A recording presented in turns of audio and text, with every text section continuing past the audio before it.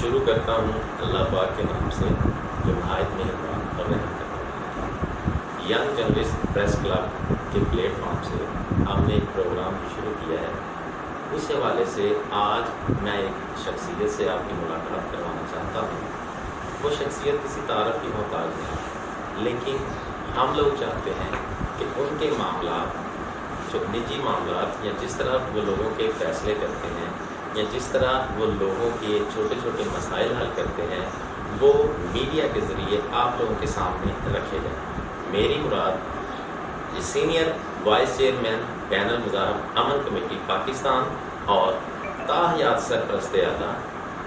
امن کمیٹی تھانہ نارنگ کے سرپرست اعلیٰ امن کمیٹی تھانہ نارنگ جناب چودھری سخاوت علی ڈگرا صاحب۔ السلام علیکم سر۔ جی، پروگرام کو شروع کرنے سے پہلے میرا جو پہلا کویسچن ہوتا ہے وہ ہوتا ہے انٹروڈکشن کے بارے میں۔ تو آج میں چودھری صاحب کا انٹروڈکشن جو ہے انہی کی زبانی آپ کو سناؤں گا کہ چودھری صاحب، سوال میرا پہلا یہ ہے کہ آپ نے سیاست کی ابتدا جو تھی وہ کب کی، وہ مجھے بتائیں۔ جی، بسم اللہ الرحمن الرحیم، السلام علیکم۔ جیسے جو میں شکریہ ادا کرتا ہوں ینگ پریس کلب والوں کا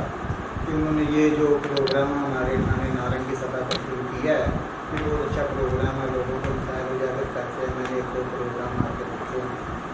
بہت اچھا ہے، آپ کی کاپشیں اچھی ہیں، مسائل کی نشاندہی کرنی، جس طرح جو لوگ کام کر رہے ہیں ان کی حوصلہ افزائی کرنی۔ اور اگر رہی یہ بات میرے سیاست کی، تو میں 95-96 میں جس وقت چودھری نثار احمد ایم این اے تھے، اس دور میں نے سیاست میں انٹری کی تھی، اور میں 95-96 میں آزادی طور پر نارنگ ٹاؤن کمیٹی کا چیئرمین رہا۔ اس کے بعد 2001 میں بلدیاتی الیکشن میں نے رسائی یونین کونسل سے نائب ناظم کا الیکشن ون کیا، اور تحصیل فیروز والا سے میں نے اپنی سیاست کا بھرپور آغاز کیا۔ اسی دوران ہمارے الیکشن شروع ہوئے تو میں نے آج جو 3 تحصیلیں ہیں، فیروز والا، شرف پور اور مریض کے، میں بائی الیکشن ناظموں کے، ہمارے ناظموں نے ووٹ ڈالنے تھے، تو میں بائی الیکشن ووٹوں سے جیت کر چیئرمین ڈیولپمنٹ کمیٹی میں 3 تحصیلوں کا چیئرمین منتخب ہوا۔ اور اس دور میں نے ایس ڈی او صاحب اور اپنے ہمارے میجر جو نصر اللہ صاحب تحصیل ناظم تھے، ہم نے بھرپور 3 تحصیلوں میں کام کروایا ڈیولپمنٹ کمیٹی کا، اور آج بھی لوگ اس کو اچھے الفاظ سے یاد کرتے ہیں۔ دوسرا الیکشن میں نے 2005 میں لڑا، 2010 تک، پھر میں اسی یونین کونسل کا یونین کونسل میں نائب ناظم منتخب ہوا۔ اس کے بعد اسی دوران ہی ہمارے ذہن میں ایک آئیڈیا آیا کہ ہمیں لوگوں کے فلاح حقوق کے بارے میں بھی جو کام شہر کی سطح پر کرنا چاہیے۔ تو اس میں ہم نے ایک کوشش کی کہ کوئی ایسا پلیٹ فارم ہو جس سے لوگوں کے مذہبی اور مسلکی مسائل اور عام مسائل بھی لوگوں کو حل کیے۔ جی، جیسا کہ آپ نے کہا کہ امن کمیٹی کی ضرورت پڑی مسالک کی وجہ سے،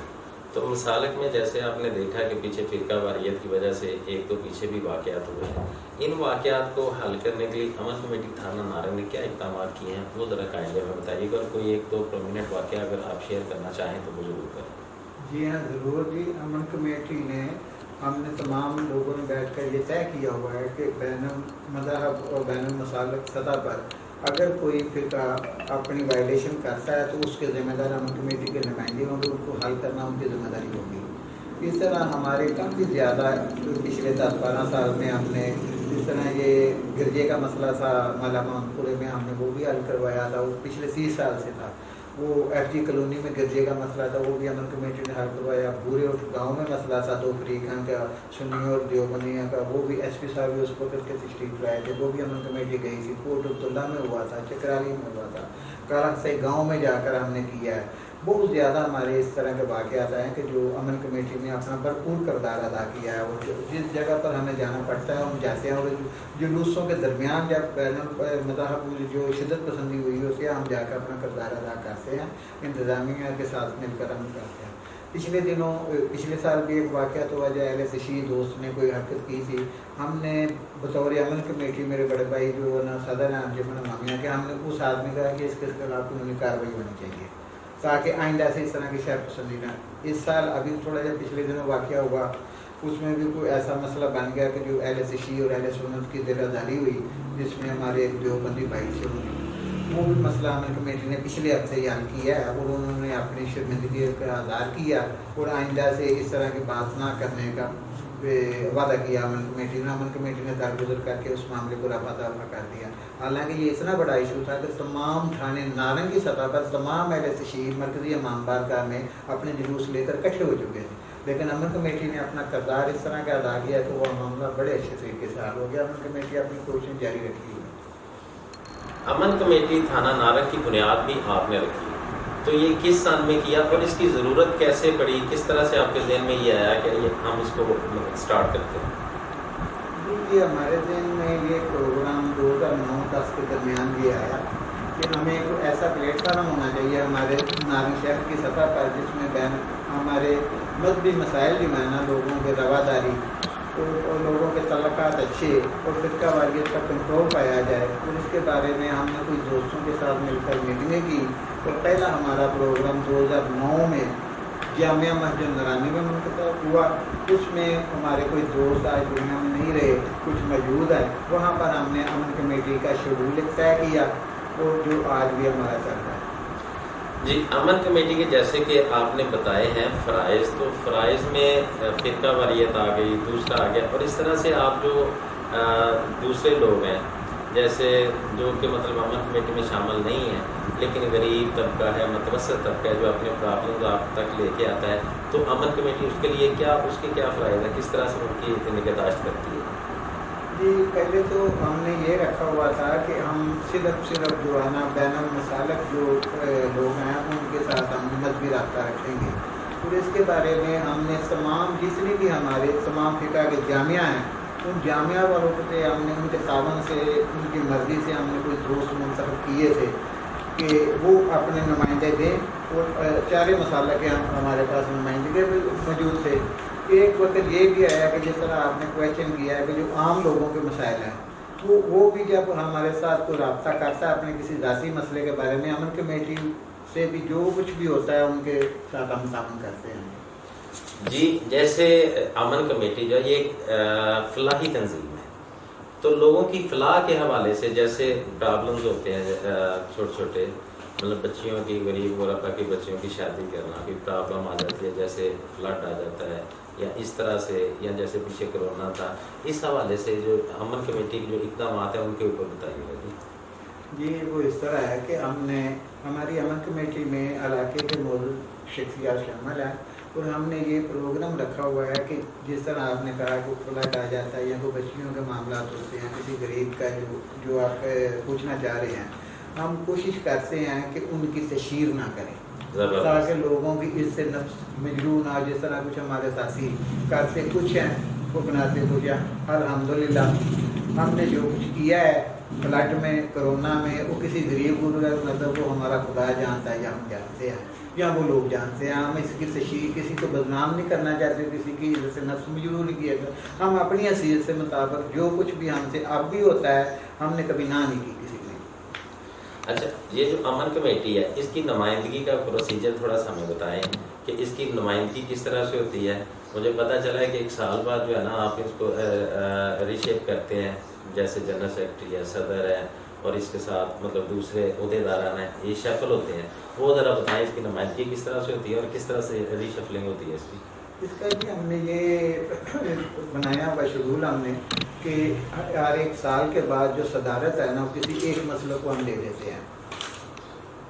اگر اس بار اہل سنت کے پاس ہے تو اگلے سال اہل تشیع کے پاس آئے گی, اس سے اگلے بار دیوبندی اور اہل حدیث, اس طرح ان کو منتقل کرتے رہتے ہیں. اسی طرح ہمارا وہ جنرل سیکرٹری والا سسٹم ہوتا ہے کہ سال کے بعد آ جائے. اور جو اب کچھ دوست ہم نے شامل کیے ہوئے ہیں سول سوسائٹی کے, جو مسلک نے اپنے نمائندے ہمیں دیے ہوئے ہیں نا, اس کے علاوہ سول سوسائٹی کے موزن جس طرح ہمارے ساتھ سردار ہاشم صاحب ہیں یا ملک یوسف صاحب ہیں, اسی طرح ہم نے انجمن تاجران کے دوست بھی لیے ہوئے ہیں. ہم نے ایک عہدہ جو ہے نا چیئرمین شپ کا وہ ہم نے سول سوسائٹی کو منتقل کیا ہوا ہے, اور جو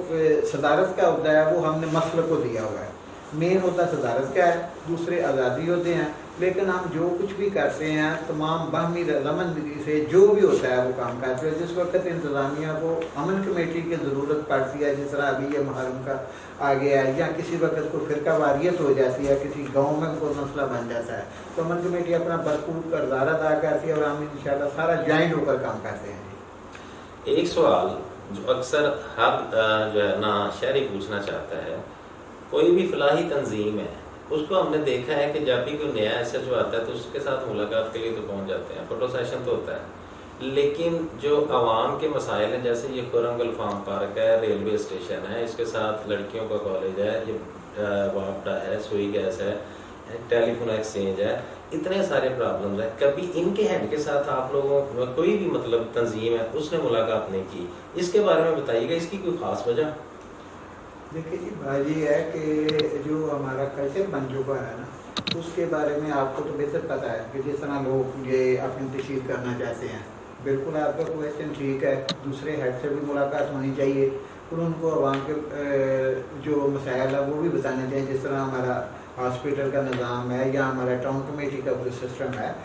یا محکمہ بجلی کا جو سسٹم ہے، تو وہ لوگ وہاں بھی ہم جاتے ہیں لیکن لوگ تشہیر نہیں کرتے، لیکن یہ ایسا جو کے ساتھ جا کر اور طرح واقعات ہو جاتے ہیں، لوگ سمجھتے ہیں کہ بالکل آپ کی نشاندہی بالکل ٹھیک ہے اور یہ اس طرح ہونا چاہیے، اور دوسرے ہیڈ کے ساتھ بھی اس لیے تشہیر ہونی چاہیے جتنی کہ وہ انتظامیہ کے ساتھ ہوتی ہے۔ جی ابھی آپ ایک واقعہ سنا رہے تھے، وہ ڈیلی بیسس جو لوگ جو ہیں وہ کام کرتے ہیں، دیہڑی دار مزدور، وہ واقعہ ذرا ہمارے ساتھ شیئر کریں، وہ کس طرح ہوا جب آپ نے ان کی جو تھی وہ ایک دن کی اجرت تھی وہ آپ نے بڑھائی اور پھر لوگوں نے آپ سے آ کے کس طرح وہ ذرا واقعہ دوبارہ ذرا بتائیے۔ وہ تو جی اس طرح 7 ہم تھوڑا سا ذمہ داری کا بھی ہمارا سسٹم ہے، تو میرے پاس جو مزدور کام کرنے کے لیے آتے ہیں انہوں نے کو اپنی پے کا ہمارے ساتھ مطالبہ کیا کہ چلو سب گرمی بھی زیادہ ہے، مہنگائی بھی زیادہ، تو وہ بڑا 200 روپیہ ہماری پے زیادہ کرتے، میں نے ان کی ڈیلی میرے تو وہ کہتے، میں نے ان کی بڑھا دی 1000 سے 1200 روپیہ کر دی۔ میرے ساتھ والے گاؤں میں وہاں سے کوئی دوست انہوں نے مجھ سے رابطہ کیا کہ جی یہ آپ نہ کریں، یہ کم لینے دیں، 100 روپیہ کم کر دیں یا 200 روپیہ کم کر دیں گے۔ میں نے انہیں کہا کہ آپ اس طرح کریں، صبح مزدور بھی ہوں گے میرے ڈیرے پر، آپ ہی ایک آدمی آ جائیں گے، 2 آدمی آ جائیں، وہاں پاس کر لیتے ہیں۔ وہ ان میں سے ایک آدمی صبح میرے پاس آ گیا اگلے دن، وہ آیا، میں نے اسے جان بوجھ کر بلایا ہوا تھا، میں نے کہا اس طرح کرو کہ تم ان کے ساتھ جاؤ، میری زمینوں پر کام کرو، تم کہتے ہو میں ان کی ساری اجرت معاف کر، تمہیں پتہ لگ جائے گا گرمی کتنی ہے، یہ مزدوری کتنی سخت ہوتی ہے، 100 روپیہ جتنی مہنگائی ہے مزدور کی مزدوری کا وہ فرق نہیں پڑتا۔ تو اس طرح کے چھوٹے چھوٹے مسائل ہوتے ہیں جی، لیکن غریب طبقے کا، اس کی محنت کا، اگر کوئی دوسرا کو دوست کو 100 روپے زیادہ دے گا اسے فرق نہیں پڑے گا، لیکن اس کے لیے بہتری ہو جائے گی۔ اچھا سر، عوامی جو مسائل ہیں نا ان میں سے 1-2 مسائل ہیں وہ ہم نے ابھی اس کی نشاندہی کی ہے۔ ایک ہم نے کی تھی اس دن مہنگائی کے بارے میں، یہ جو کچھ خود ساختہ مہنگائی کی ہوئی ہے دکاندار حضرات نے، اور اس کے ساتھ ساتھ نا ایک مسئلہ اور بڑا ہے، آپ نے بھی دیکھا ہوگا، گزرتے ہوں گے، ریلوے پلیٹ فارم جو ہے نا اس کے اوپر پانی ہے گندا، وہ کھڑا ہے۔ تو ہمارا پروگرام ہے، ہم انشاءاللہ کس دن سی او صاحب اور جو ہیڈ ہیں اسٹیشن ہیڈ ماسٹر جو ہیں ان کے ساتھ ملاقات کا، تو کیا آپ بھی ہمارے ساتھ چلیں گے بتانے کے لیے یا اس کام کو حل کروانے کے لیے؟ جی ضرور جی، جہاں آپ لوگوں کو میری ضرورت ہوگی یا امن کمیٹی کی ضرورت ہوگی، ہمارا انشاءاللہ سامان آپ کے ساتھ ہوگا۔ تو جہاں آپ کہیں گے کسی بھی مسائل کے لیے نارنگ سٹی میں یا تھانے نارنگی سطح پہ امن کمیٹی، جس طرح آپ اچھا کام کر رہے ہیں، اچھا پروگرام کر رہے ہیں، لوگوں کو مسائل اجاگر کر رہے ہیں، امن کمیٹی بھرپور آپ کے ساتھ ہوگی۔ جی یہ تھے چودھری سخاوت علی ٹکرا صاحب، آپ نے ان کی گفتگو سنی، ریویو ہمیں دیجیے گا کمنٹس میں کہ کس طرح سے ہم کام کر رہے ہیں، اگر آپ کو اچھا لگا تو نیچے کمنٹس میں لائک اور شیئر ضرور کیجیے گا۔ عمران حسین کو اجازت دیجیے، بہت شکریہ۔